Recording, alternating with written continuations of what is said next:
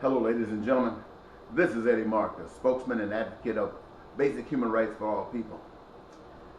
I want to speak specifically to the poor.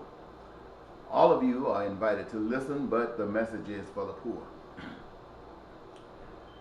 Living the good life is exactly what it said to be, a good life. Being able to do a lot of the things that you desire to do makes you feel pretty good, especially if your conscience says that you have gotten your gains in a matter justifiable and you have no shame in your gain. And so you go on that way because that's a good thing. You got people who are wealthy. You got people who are billionaires, multi-billionaires. You got people who are trillionaires. You got people who are millionaires, multi as well. And you got people who are thousandaires and hundredaires. And you got people that are no heirs. That's the poor. Even some who got a few heirs are still poor. My message to you is this. I enjoyed the good life.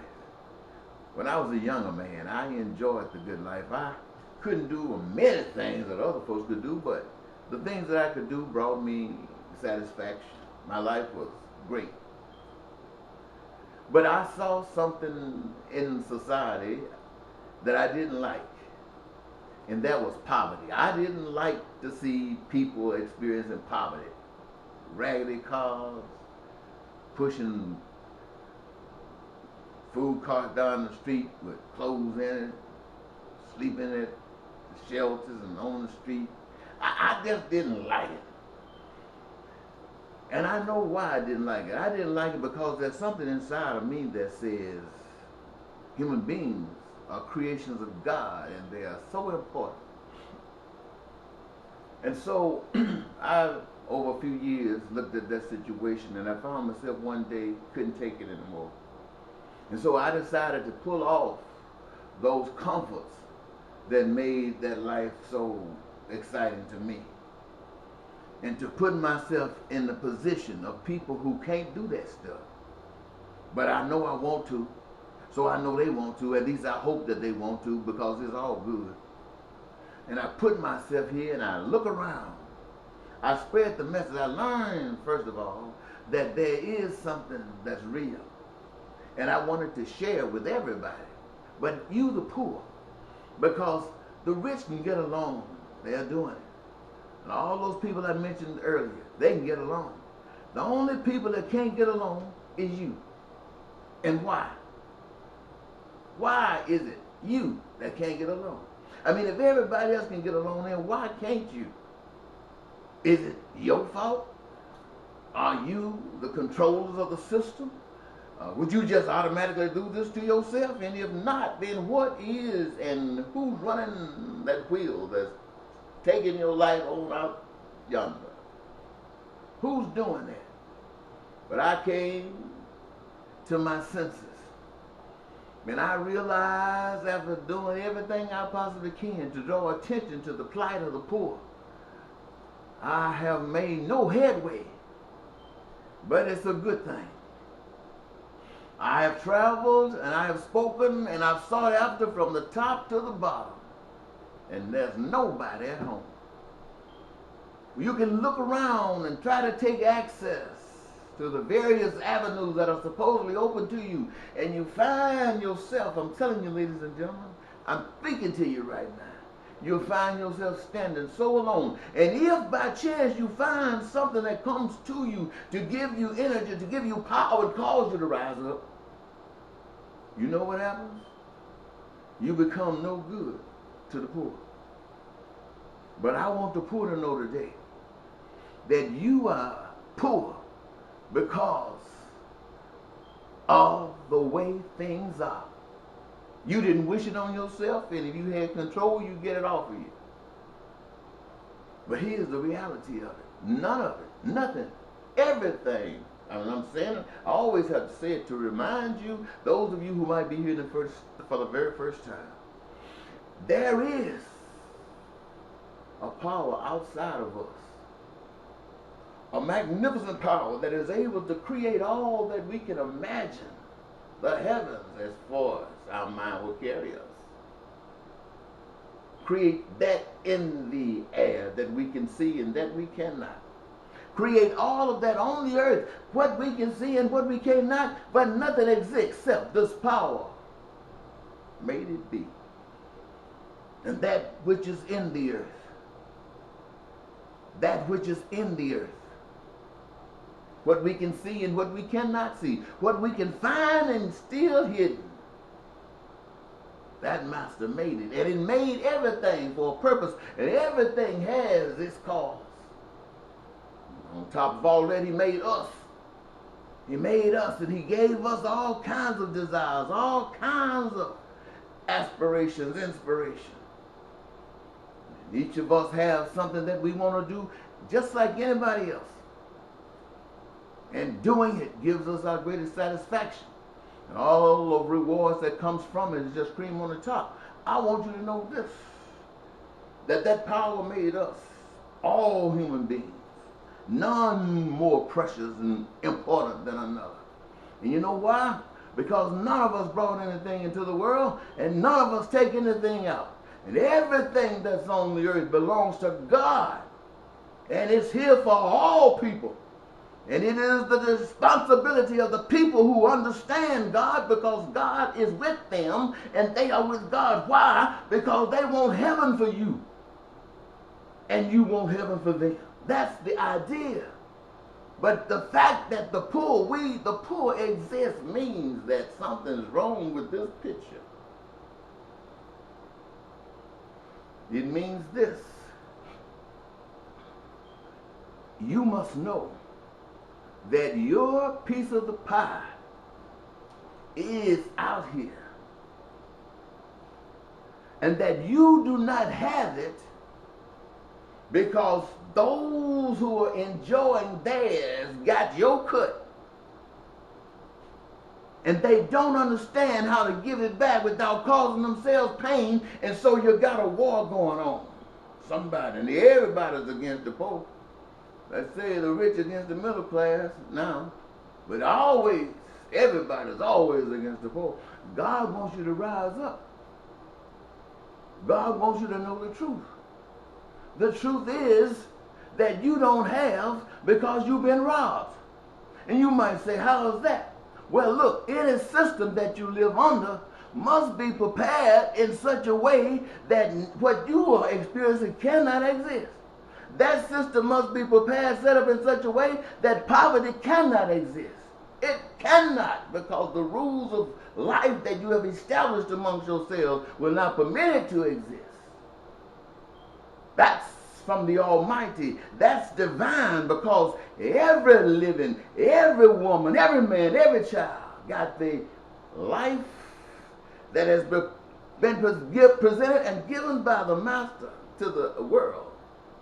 But as long as we are caught up in something anti that, and everything that is not working to get that, and I'm not talking about after death, I'm talking about on this side, everything that is not working to get that is anti-God. Why? Because God will leave all of us on a hill and put us in a state of animation, if must, to go and get one. Why do you say I say that? Because I see myself as one amongst all humankind, that God is touched with such an inspiration for his love, and that love to be experienced by each and every last one of you. I have, since I was 28 years, traveled this path to tell you this, that you have to receive God and rise up. The world does not know what they are doing. I know we say they do, but in essence they don't. If they knew the beauty of truth, they wouldn't do it. But we must show them the beauty of truth by standing up for truth and giving truth life, letting all of the darkness know that this is God and we are not going to be used by Satan. And Satan is anything that would take what God has provided for us from us.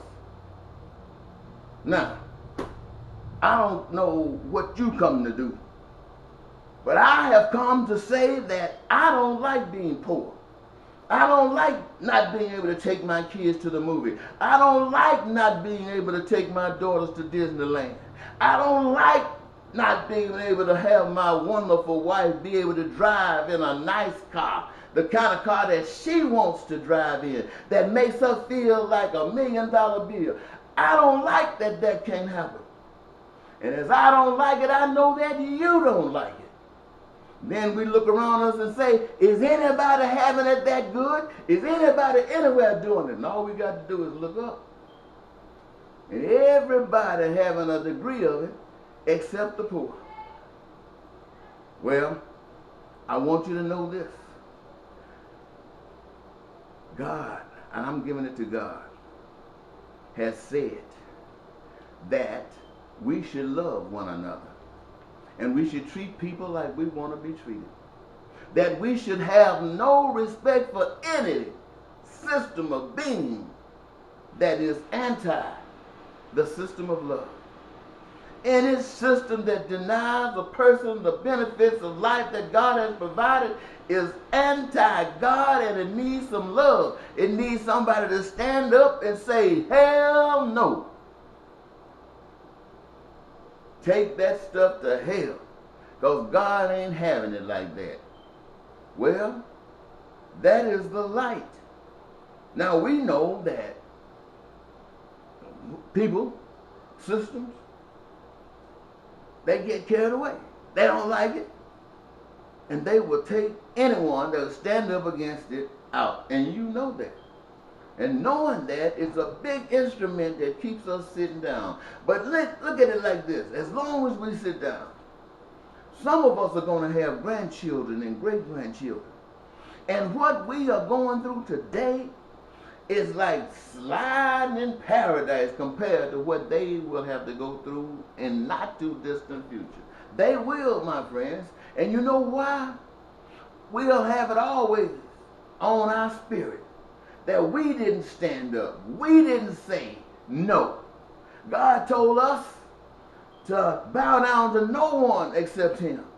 And if God has said these things belong to us in our spirit, and some system says no, and we sit down, we're honoring the system and not God.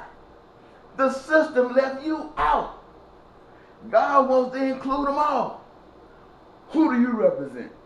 I'm calling you to represent God. I'm calling you to say that those wonderful things that you want out of life, that some people are experiencing, and you feel that everybody should experience these same things as they desire, if they want to, and nothing should be there to prevent them in a system of divineness.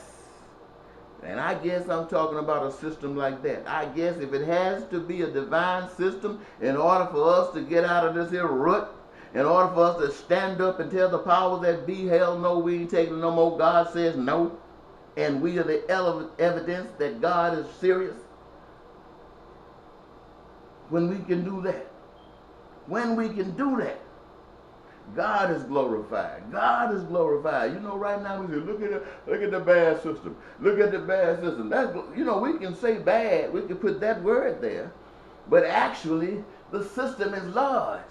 It's huge. Look how we focus on it. And we say in our spirits that God can. And they got a lot of us convinced that if we be good, that means take whatever comes, and die, God gonna give us what we missed on the side. Well, I don't know about that. The God that spoke to me says wherever you are, heaven is there. If you know the truth. And you got to always grab the handball of the truth and ride that sucker wherever it takes you. I mean, I know we don't understand life and death like that. But I'm telling you something about walking that path of life. You don't worry about the death. That take care of itself. I want you to wake up, because God is calling you to wake up. I want to tell you some ways to get out of this, but I cannot tell you anything except you believe that God wants you to, that God is in you, wanting you, leading you, guiding you. You got to know that you are doing the good thing. Because it works for you, it works for them, it works for those, it works for everybody. There ain't no shame in that game. I know you might not appear to others as knowing the system because you want to go this way. Well, look, all of the ways that are being used, none satisfies us, none lifts us out of the pool, so it ain't no good. Now, the only system that's some good is something that lifts us out of and don't put no shame in our game. All right, now, I guess I've said enough. I got some CDs and DVDs. I'm going to pass those out to you as I see you on the streets. Those of you who might have viewed and those of you who haven't, I'm going to give you the tape to introduce you to what's going on, to give you a chance to know that it is now the time for you to be born again. Born again by stripping off all of this stuff that creates a world like the one we live in. And come up with a new system embedded in your heart and in your mind and in your being that starts creating peace across the land, starts creating prosperity across the land, starts creating joy across the land. I'm talking to you about something that's real. I'm not talking about the games people play. We've all experienced the game that people play. Some of us have played the game. And now we know that we know, and you know that we know, because we standing up saying it to you today, and there ain't no doubt. You ain't got to wonder about what we talking about. You ain't got to wonder what we thinking. You ain't got to wonder about where we trying to go. We come to tell you where we trying to go. We trying to go to that place amongst my brothers, my sisters, all of us created by God to live here as a family.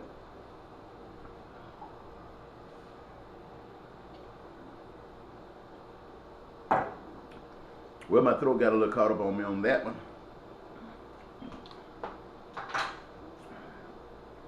So I'm going to say, as I get ready to go, I want to thank you so very much for giving this your time to listen to what I'm saying to you. And ladies and gentlemen, I want you to know that I'm not just saying this to you. When I say I want to get out of this poverty thing, I never intended to stay down here. I came down here to be poor like other people are poor. And still, I'm not as poor as many. But my reason for coming here was to be one of us, to be of us. And together, let us stand up.